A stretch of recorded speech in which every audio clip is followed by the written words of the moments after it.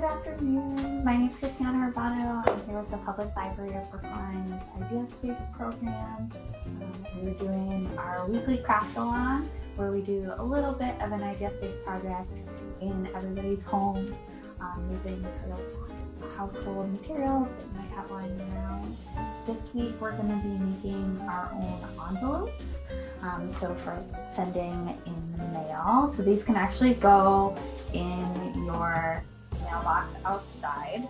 So if you have some relatives who maybe you haven't seen in a little while, you can write them a card and send it in a nice little custom envelope. And today I also have Roy McKenzie here with me from the reference department. Hi, Roy. Hello, I'm so happy to be here. And he is also going to be making some envelopes with us.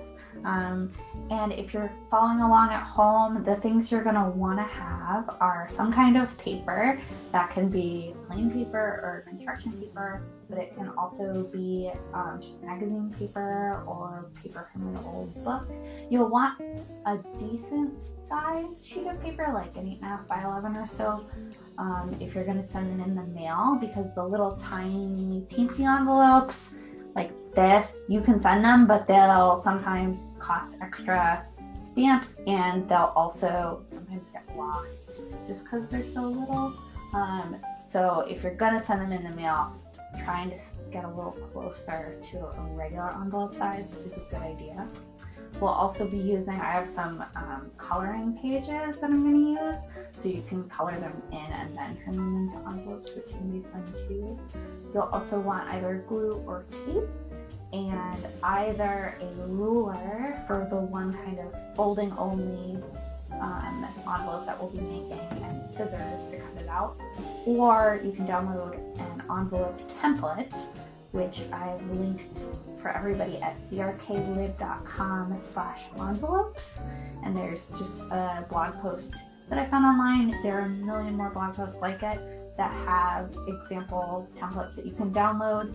And if you're like me and you don't have a printer at home, that's totally fine. I just use a sheet of paper and I literally put it to my laptop screen and trace the template out, because it doesn't need to be super exact in order to get smooth lines, and then you can use that as your template. And I have some that I have out of cardstock already that I just have lying around, but it's very similar stuff available online. So I'm going to switch to my desk cam so you can see what we're doing.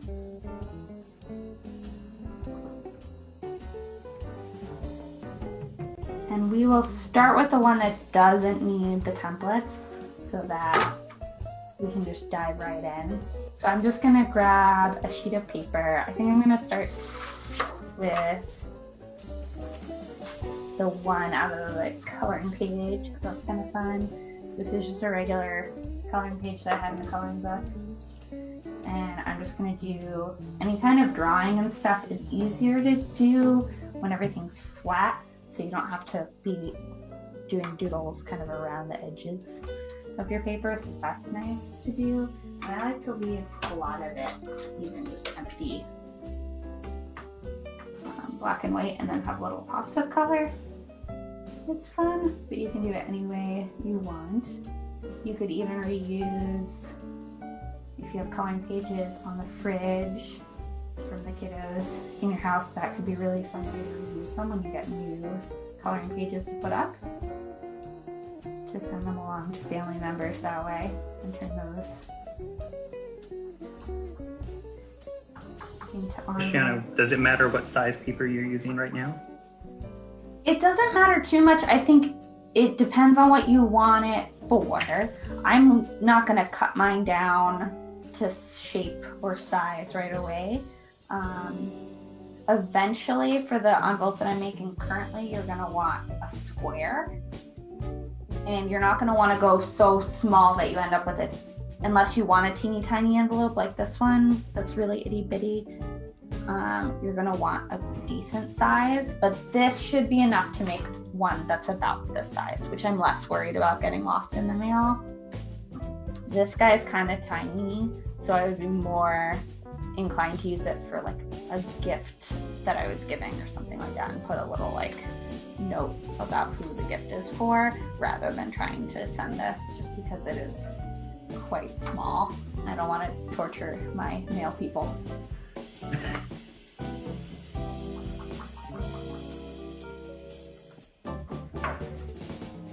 What are you using for your envelope starter today, Roy? So I have a bunch of paper from a discarded book that has animal prints on it. It will look familiar to anybody who was doing the collage program. So it has birds and insects and sea creatures and things on it. It's two-tone paper, so it'll be really nice to draw on. I'll be able to see the lines really well.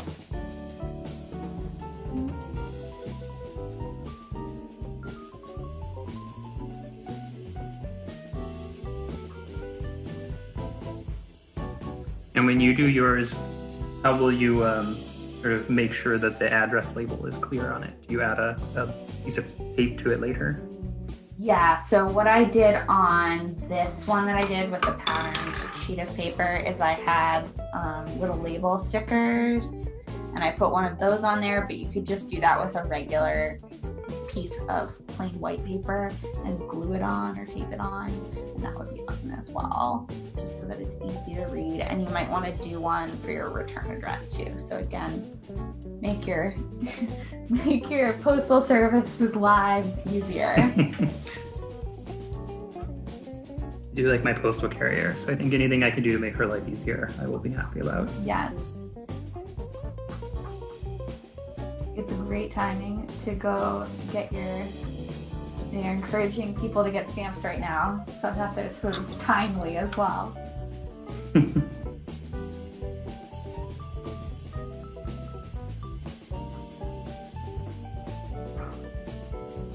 I'm just going to do a little bit of coloring because I can always add some back in later. I'm going to want this to be a square for this folded envelope type. So in order to make my paper into a square, I'm going to do the kind of classic diagonal fold so that I know that what I end up with is a square, because this is not an exact square because I ripped it out of a book. So if I fold like this so that I'm creating a diagonal, then it's going to end up creating a square for me. And I just am going to play with it until the margins kind of make sense, and I'm making sure that so this rough edge I'm going to slice off, and then this excess here that is not part of the square. And this is even easier if you're just doing an 8.5 by 11. I'll grab one that is similar to an 8.5 by 11. It won't be exactly an 8.5 by 11, but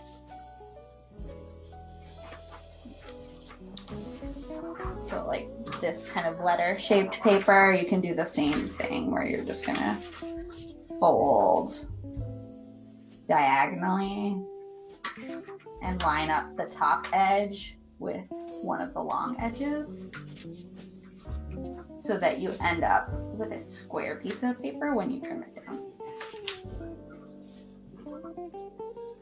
Makes sense. Easily done. That's very easy. And if you don't want an extra folding line there, you could do that on just a scrap piece of paper and then use that to trace out a square on the one that you actually want. I don't really mind a little bit of an extra crease because I figure it's gonna go in the mail system anyway, so it's not gonna be pristine by the time it gets there. I'm just gonna trim off the excess.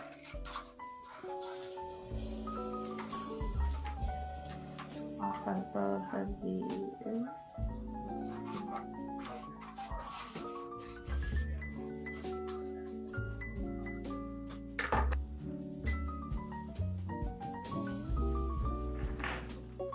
A square. Square is much nicer than mine. If it's close, it'll be fine. So the next thing we're gonna do is we're gonna measure the edges of our square so we know how big it is. So mine's about, it's a little more than 8 inches. and I'm gonna find the center of the edge of my square, and I'm gonna make marks about like a 1/4 inch or a 1/2 inch to the left and right of the center. Does that make sense? So my center is just a little bit, I just scooched my edges, so I'm looking at about 4 inches, and I'm gonna make a mark at 3 1/4 and 4 1/4. 3 3/4 and 4 8/4 rather. And I'm gonna do that on all sides of the square. All 4? Yeah.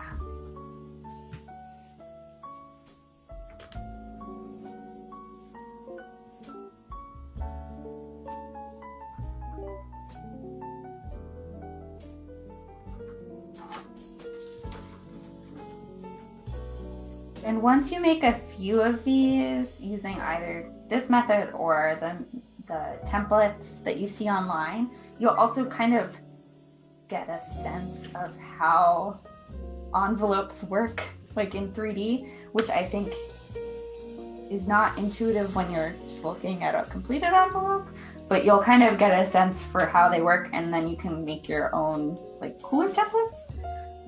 I like to make them on, at the library we have a Cricut, and those machines are super fun to do them on because you can put whatever kind of paper you want into the machine. And it's a cutting machine where you design something on the computer and then it'll cut it out for you, and it can cut out a bunch of copies. So when I did this one, I was able to print this flower print on here. I did it at a different place. I used a silhouette machine, which is the same thing as our Cricuts. It's these little electronic cutters. And I colored in the paper and everything, and then I ran the paper through the machine, and it cut out the envelope template that I had designed on the computer. And so then all of the edges were super crisp and easy. I didn't even have to use any scissors.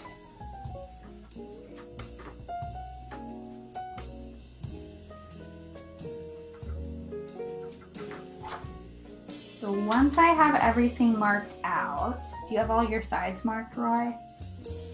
I am doing the last one now. Cool.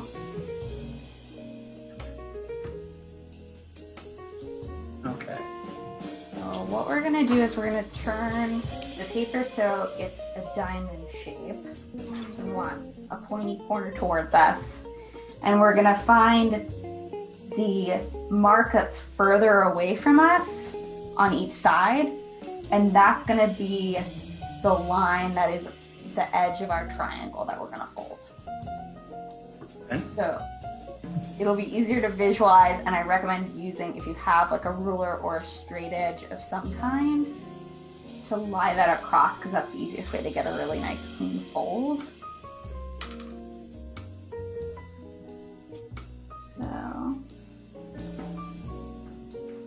So there's a mark here and here, but I'm gonna skip over those two because those are the two that are closer to me. And I'm gonna skip those, and I'm gonna go to these ones that are just a little bit further away. They're about a 1/2 inch further away from me than these first two. I'm gonna hold this, and I'm gonna fold my piece of paper to make a little triangle.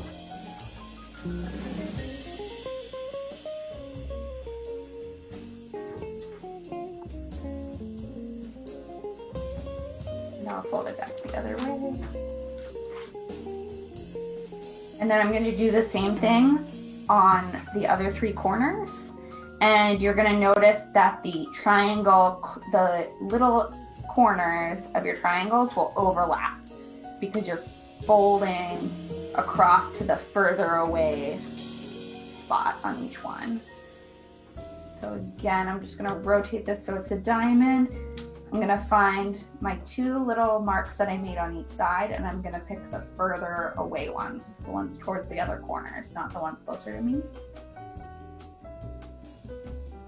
Line up my straight edge.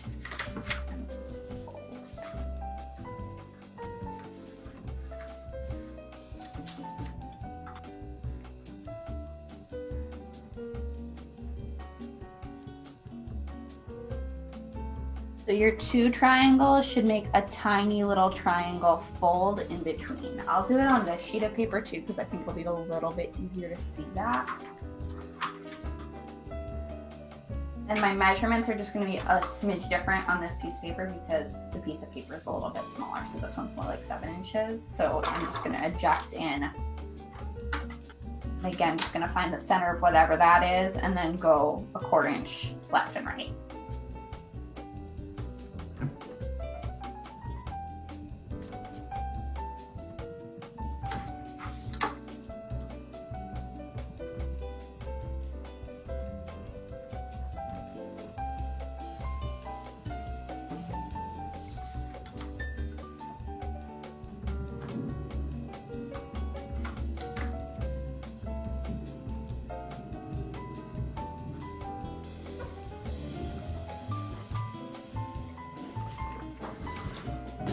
How many of these have you done, Christiana? I just learned how to do this one that doesn't require any template. So I've only made a few of these. When I was working at a prison library, we had a coloring club, and this was one of the projects we did there. So I pre-cut everything. I used that's what this one is from we pre-cut them on a silhouette and then brought them in. So everyone in the program got to color their own envelope and then fold it up. So I did a bunch for that. But I got to use a machine, so I didn't have to hand cut all of those.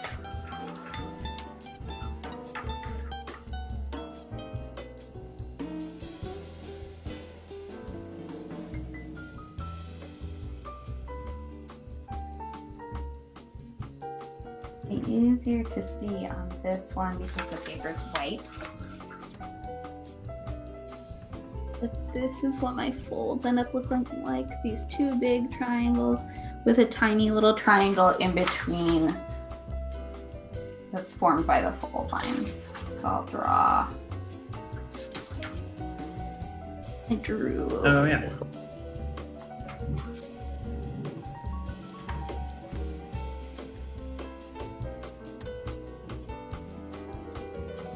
And then you can pick what direction you kind of want to be up on your envelope. Sometimes it doesn't matter because your design is really abstract. It doesn't matter so much, but if you have a direction, you're gonna want to decide.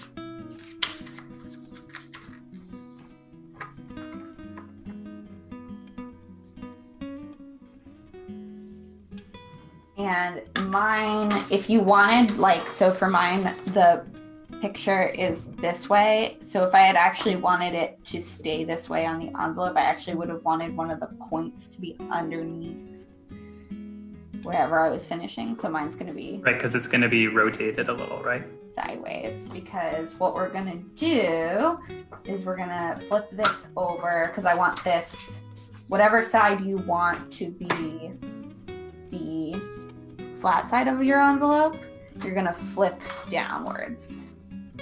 So this side where you put your mailing address and you put your stamp, that you're going to want down against the table. And then you're going to fold one of the triangles up into the middle. And then the 2 side triangles into the center. And this should also catch the corner of that triangle so that you end up with a square edge.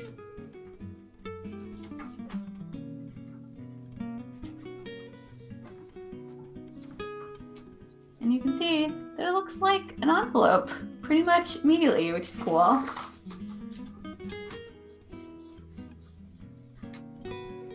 And then you can glue or tape these triangles together and you'll have a little pocket for whatever you're going to send.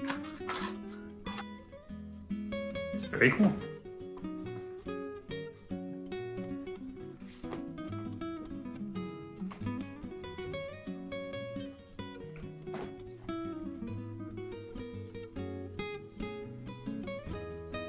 And then this last triangle is just your envelope flap. And if you have like corner cutters or something, you could make rounded edges on the tops of the envelopes. You could cut them into circles or anything like that.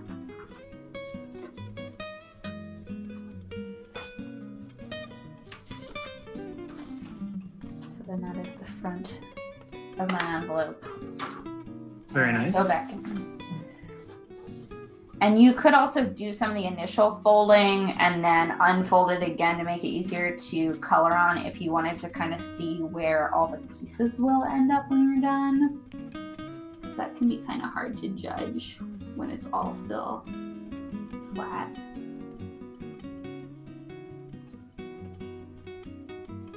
And I'll do this other one too. So I started.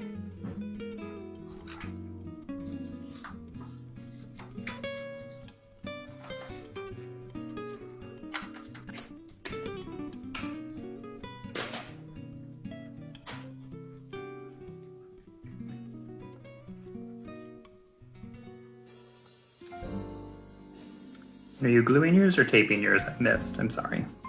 I'm taping mine for speed.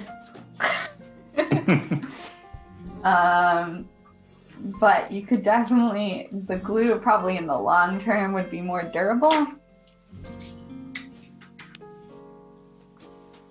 But if you just put a little piece of tape underneath, like facing up and catching the edge of your first triangle, then it's really easy just to fold the side triangles in and have them stick.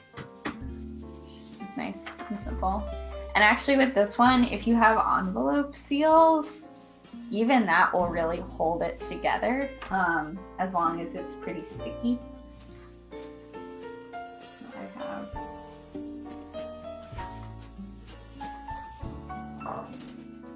And I say envelope seals, but like stickers.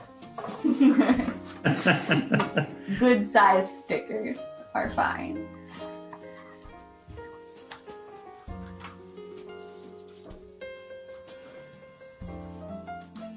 Well, now I feel like I need to go get some good size stickers. Mm.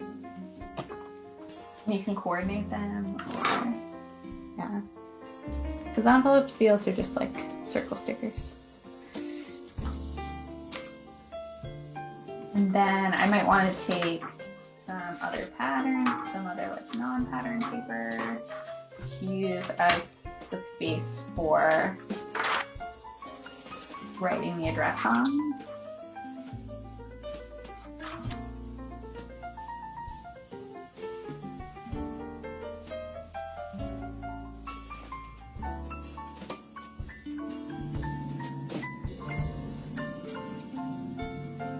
This part you would probably want to use glue because you want to make sure all the edges get totally flattened down, or cover the whole piece in tape.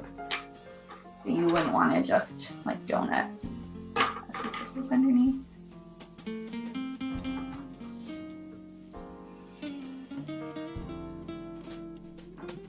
Now your friends and family can look forward to receiving some nice custom envelopes, some letters. Yeah.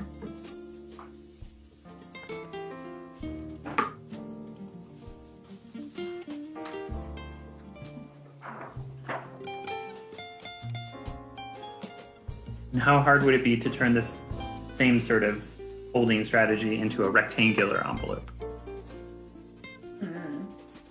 I think you would need a different dimension of paper in thinking about it. Because you would need the two of the corners to be just a wider angle. Mm-hmm. Right?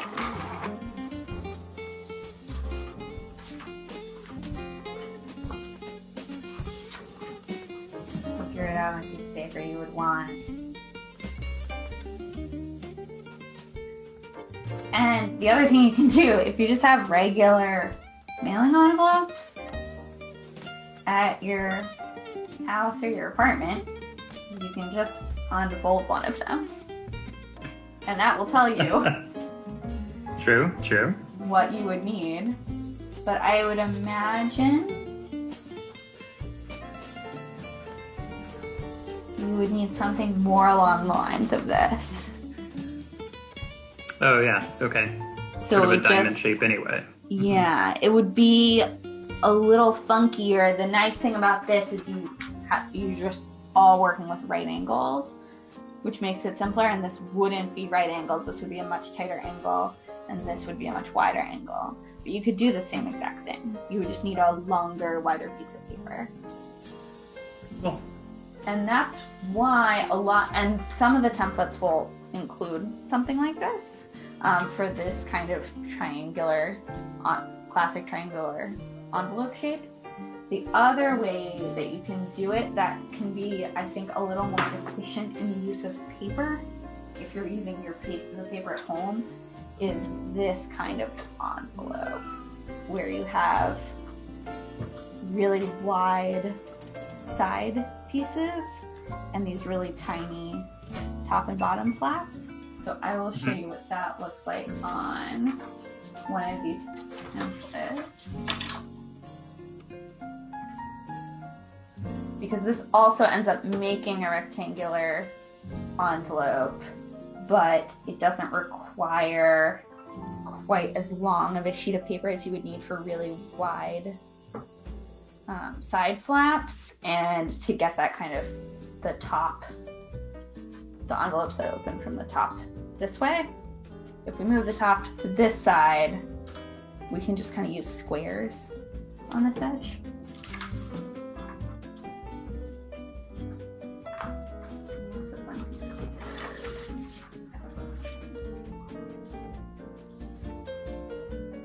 Still gonna need a good size piece of paper.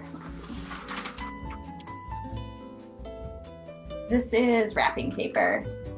It's just not like a shiny wrapping paper, but you could use that too. The shiny wrapping paper might rip more easily. So, and there are a bunch of like templates like this online. And these ones, you just trace them and then cut them out. Which is nice.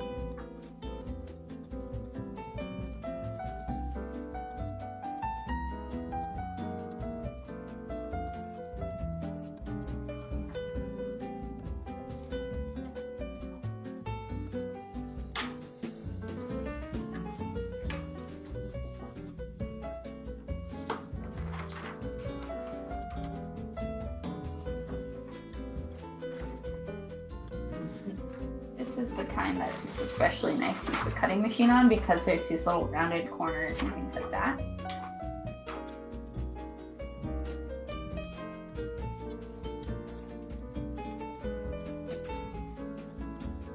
That looks like fun wrapping paper.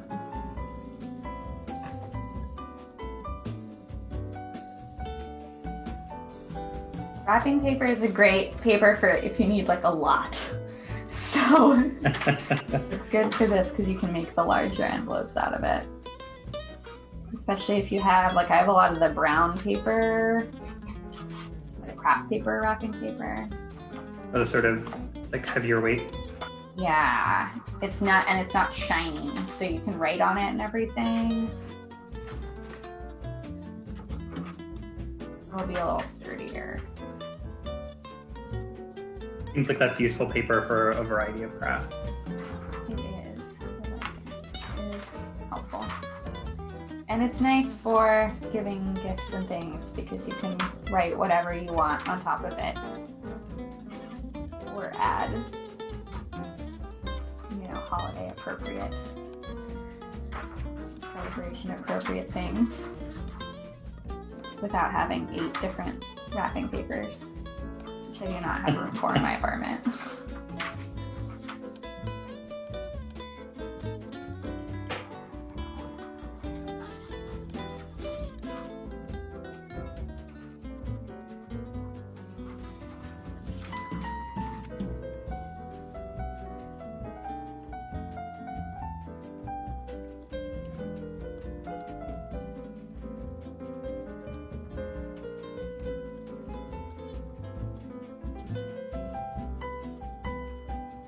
Do you know, offhand, Christiana, do we have any similar sort of programs to this in, oh my God, I've forgotten the name, the resource, the streaming. Oh, in Creative Bug? Creative Bug, thank you. There are a bunch of really cool, you know what they have a ton of is bookbinding tutorials. Oh, that would be fun. Which is really cool, and it involves a lot of the same tools. I'm actually going to pull out, this is called a bone folder. It's a very nice tool to have. It's also very unnecessary. You don't need one. They are like nice if you do a lot of projects like this. They're like very specific, and it just helps you fold really straight. But fun fact, you can also use literally anything with a slightly blunt point to it. So a pen with the pen part retracted, or a pen that is out of ink, that you're sure doesn't have any ink left, or if you have a pencil that doesn't have any eraser and you wanted to use like this sharp edge of it, all of that would work. Is it with a ruler, so you can do the folds the way we did it, where we kind of folded into the ruler, but if you want things really precise, you can line up where you want the fold to be, and then you can run whatever sort of blunt point you have along there, and it lets you create these really crisp folds that look Ooh, that's amazing. more like what you would see in a card shop. Mm-hmm. But you don't need one of these. But you do use these a lot for bookbinding, because you want to make really nice, neat, consistent folds for the papers that you want in the middle of the book. And Creative Bug has some really, really fun bookbinding tutorials and like different alternative, just like envelopes, like different alternative bindings to do and different patterns that you can, if you're using like wax thread to stitch up the sides of your books, then like different patterns you poke the holes through the pages so that you can make little designs on the edges. And all of their tutorials are super, super fun. And I learned about a lot of like the cool tools that I have now were tools that I learned about that I didn't know existed until I watched those tutorials, and I was like, oh, that's like really nice. I got these fancy detail scissors. I say fancy, they're like a few dollars. But they're amazing for cutting paper because they have teeny tiny little snipping points. I have a pair of those, and they are amazing. They are wonderful, and I found out about them from one of the Creative Bug tutorials, and I was like, this has changed my life, because I was using my regular scissors to do everything. And I use them to do the paper cuts, like you know, the crafting. You cut out a design in the paper, and you can put it in a frame. It's fun. It's time consuming, and I appreciate the sort of ability to zone out while I do it once you have the pattern designed. But those little tiny scissors are so crucial for getting some of the really fine line work cut out, because regular scissors are just impossible to work with at that scale. I also got my other favorite ridiculous tool that I have that is just these X-Acto knives that are not, they're on like a finger grip. Oh. Instead of on a pen grip. Mm-hmm. And I don't think everybody would like them, but I find them so much easier to control for exactly that, for those paper cutting projects, which would be very cool to combine with the envelopes, especially for like gift envelopes. Like if you're not sending them in the mail, and you could cut out, you could like trace letters and then cut it out and then have a contrasting card color. Oh, that would be really cool. That would be very cool. I think that would be fun. I don't think I can do that quickly enough to do it today. But I think it would be fun. You're giving me lots of ideas for future projects now. Yeah, I get very into gift wrapping, so it's really fun.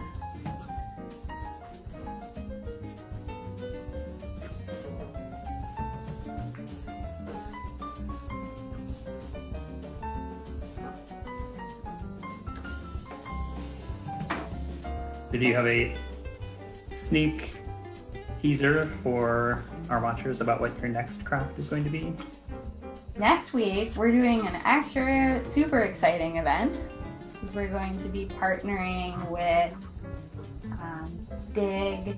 We always partner with Big, but we're also going to be partnering with Hadassah from the Welcome Blanket Project, who has also now created this amazing Got Masks Brookline website where folks can advertise that they either need masks for their families, or that they need extra masks, like cotton masks, and that they have them to give away to different people in the community.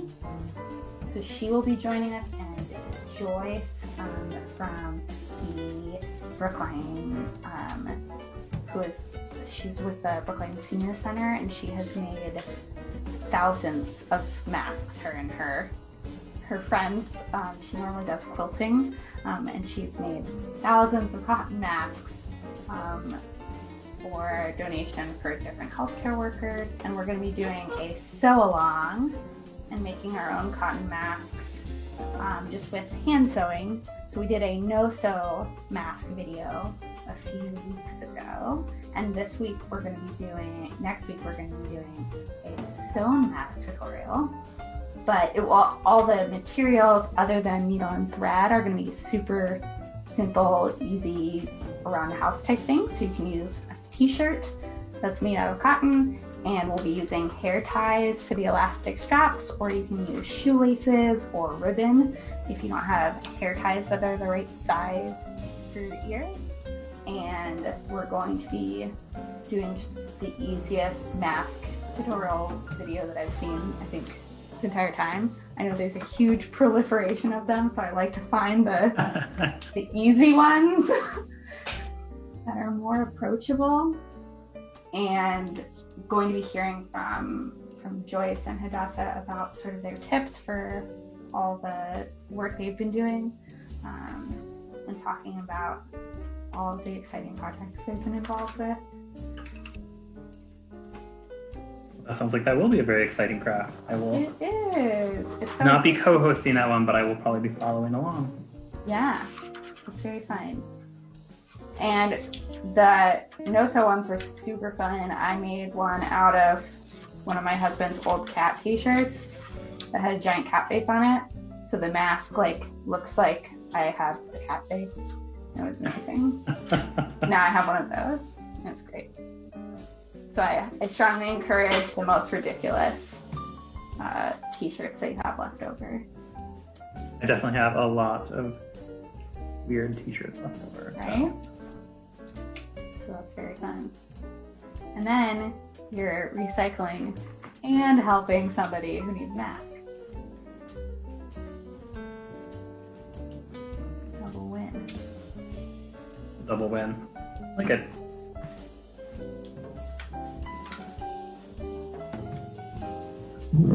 Now I have 2 great envelopes. I will be very excited to send. Yeah, I just finished my second one too. And this is the one out of the template, so you can see it's nice and long, so it's more regular letter size. It's just got the side open instead of the front.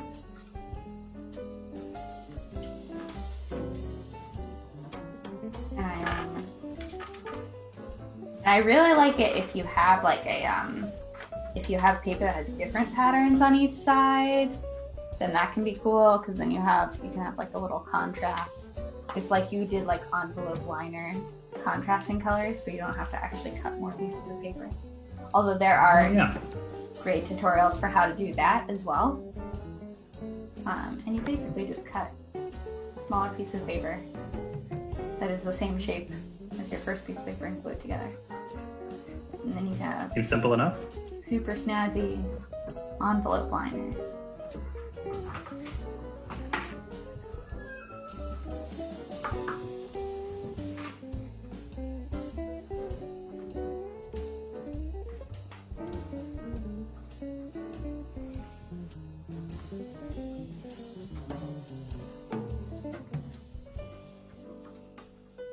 Like now I'm going to need to look up how to make interesting papers or cards to put inside here. Yes.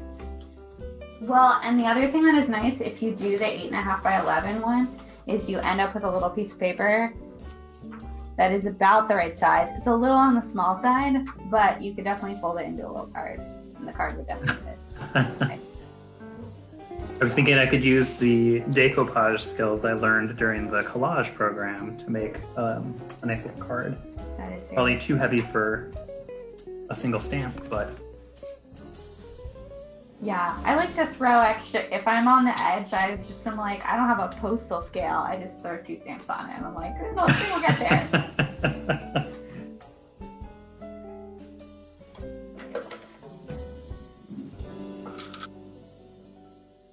And then sometimes I'm extra fancy, and I'll add the lines so that I can do like hand lettering on the address. Very nice. Which is fun too. Let's see.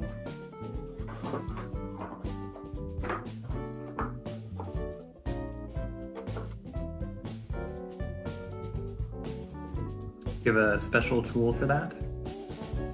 I have one that it's another unnecessary tool that has little lines. It's a ruler, but it's just got little, it's got evenly spaced lines, and you put it over your envelope and you draw. But you can do the exact same thing with a ruler. But I did get it because I was addressing all of the envelopes for my wedding by hand.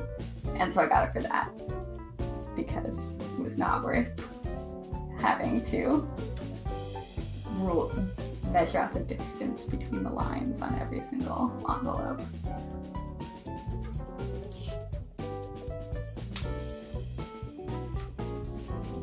Roy, do you want to show off your envelopes that you've finished? Sure. They're not quite as neat as yours, but so I have this nice paper here with all of the sea creatures and animals on it. You can see on the back there's a little bit of line work from the paper itself. Just hold it up. A little text on the inside. That'll work nicely for a card or something, collage or something. And the other one, I put some black lines across it just to give it some contrast. The paper is sort of blue. It's a little hard to see there, but it's got some nice bold animal drawings on it as well, which I really like. And then the same thing. Hold up. So I think they turned out pretty well for a first try. Yeah. And now if my family is watching, they'll know what to watch out for in the mail. I did pull out you can also, like, if you have like glitter, or I had my embossing powder out the other day. The envelopes are really fun to do with that too. I thought you were about to suggest people could fill the envelopes with glitter, which I think would be a very cool envelope to receive. A cool envelope or a cruel envelope? Cruel and unkind. It would be an unkind envelope to send to somebody, an envelope filled with glitter. It all depends on your perspective. I think any parents who are watching would agree that is a mean thing to do. Certainly, it is glitter is infamous in the library show.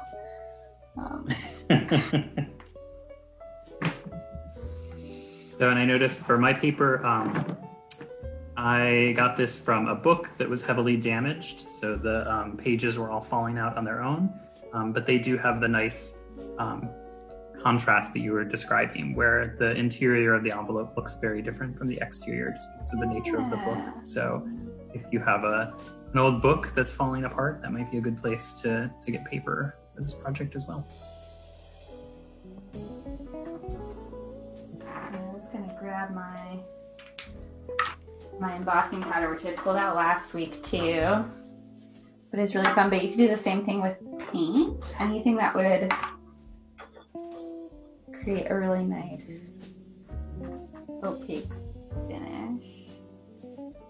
So embossing powder is it's like glitter, but it doesn't get everywhere when you're done. It gets everywhere when you're applying it. But when it gets to the person, it is no longer a problem. What did you use to adhere it to the envelope? Was it a glue stick or? It is a special little pen, but you can also use any kind of, oh, this is the wrong pen. That's this special little pen. That has just a really mild adhesive in it. So it's a little brush pen. And you can use it just like that. And then they also make it in ink pads, but you can also use any regular ink too, and then just put it on top. As long as it's still wet when the... Yeah, and then it's basically just fancy meltable glitter. So it's glitter that when you point like a hairdryer or a heat source at it, melt it into a permanent surface. Very cool. And it is what they use on a bunch of cards that you see at the store. So it can create kind of the same effect as what you would see on a regular Hallmark card.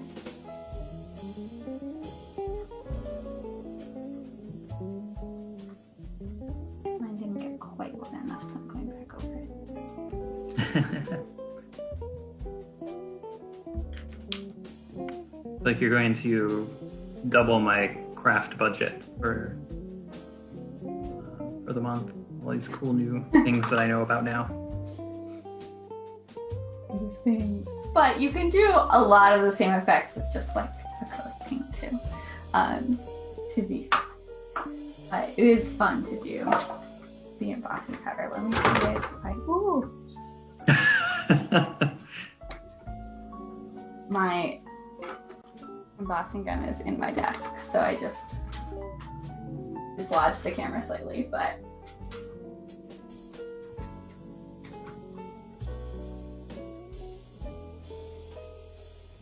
and you said it's basically just like a fancy hairdryer, more or less. It is a fancy hairdryer. It gets hotter than your hairdryer probably. You could definitely burn some things with it. You don't want to leave it on the paper for too long. And it just melts the surface. And I usually mute when I use it for these because it is very loud and I don't want to destroy people who are just innocently browsing through Facebook.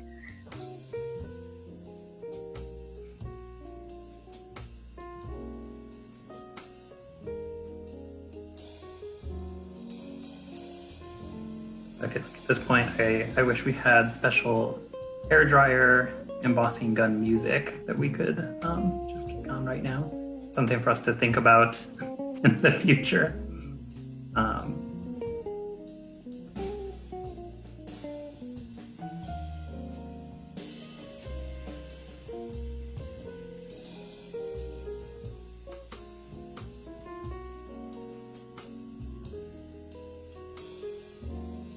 And that was so fast. It took no time at all. It is super speedy. And then now it's all shiny. Oh, yeah. And it gets this cool glossy finish, which is very fun. Now I probably can't send this one in the mail because it says hello instead of an address, but... You could put an address on the other side. Good. That's fun too. We have one of these at the library because the teen librarian uses them for shrinky dinks, which is very smart. Oh, yeah. Because you can just Excellent. these get hot enough that you don't have to use an oven or anything. You just get your shrinky dink and stick it there when it's finished and just point this at it and it shrinks like that. Like it takes 30 seconds to do one instead of having to preheat your oven and everything. Yep. That's what we use those for at the library. Lots and lots of shrinky dinks. Very fun. And as I have mentioned many times, I also like them because it just dries glue really fast. And I don't like waiting for glue to dry. So like if you had just glued paper, you could just blow the gun over the paper and... Yeah, especially for like the Right. collage, I'll just keep a hairdryer. That was an amazing, I went to a makerspace like a year ago and they had mini hairdryers at every single station. And I was like, that's the most amazing idea I've ever heard of. So that when you were waiting for your paint to dry and you were like bored, you would just grab one and kill it and you didn't have to wait like 20 minutes for your acrylic paint to dry because you could just do it super quick. Very cool. Yeah. Good tip. Yeah. Well, we're coming up on the end. It was very good to craft with you, Roy. Oh, thank you. It was exciting to craft with you. Now I know how to make envelopes. I think, I don't know if everybody on staff knows, but I am a fairly avid letter writer and card sender. So I will definitely get plenty of use out of these. I just went to the post office yesterday and sent out 10 envelopes, 0 of which I had made myself. But now that can change. It can. That's exciting. That'll be really fun. Well, thank you all for joining us again. We're going to have an extra special program next week with Big and the Senior Center and the Welcome Blanket Project. And we'll all be making sewn masks, but they'll be super easy sewn masks. They're like the simplest possible sewn mask you can make. So they're not scary. They're very easy. It's 2 tiny straight lines of stitches and that's it. So you don't need a sewing machine. You can do it on a sewing machine if you happen to have one and it'll be extra quick. But even without one, it would probably only take at most 30 minutes. That's if you really take your time and you're a little nervous. And all you're gonna need is cotton fabric of some kind, including, could just be an old t-shirt, and a couple of hair ties or a shoelace or some ribbon to make your straps, and then your needle and thread. And it'll be really, really easy and it'll be super fun. So we'll be looking forward to that next week. Thanks so much. We're here every Thursday at 4 p.m. And we have a different program, a different craft to do every week, and a different librarian who joins along with me to give it a try. So thank you so much, Roy, for being that librarian this week. It was my pleasure. Thank you for teaching me a new skill.